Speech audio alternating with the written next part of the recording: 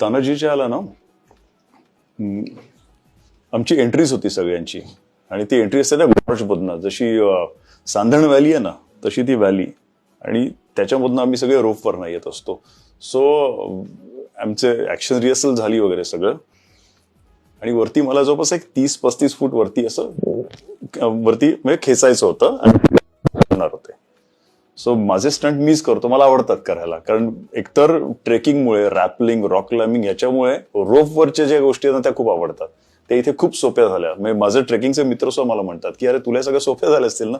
म्हटलं ऍब्सोल्युटली, मला गोष्टी खूप सोप्या होतात त्या, कारण हे सगळे स्टंट इथे तर हार्डली 30 फूट, तिथे 400-400 फुटाचा 400-400 फुटाचा कडा आम्ही रॅपल करायचो किंवा क्लाइम्ब करायचो.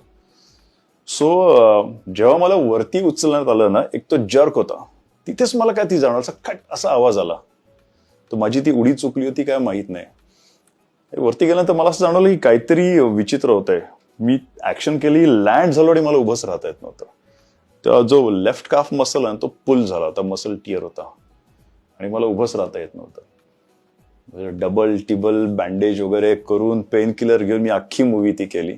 पण देवाच्या कृपेने, राजांच्या कृपेमुळे त्या मूवीमध्ये कणभरसा वाटलं नाही की माझा पाय कुठे दुखावला गेलाय ते वगैरे.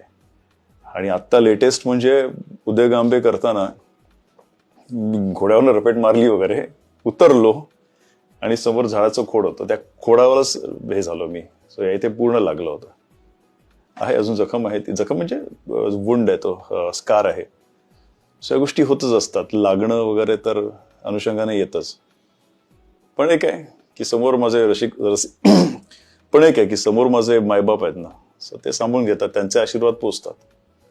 सो ज्यावेळी 2 दिवस रेस्ट घ्यायला सांगितले, त्या 2 दिवसामध्ये मला काम करायला मिळालं त्यांच्याच आशीर्वादाने.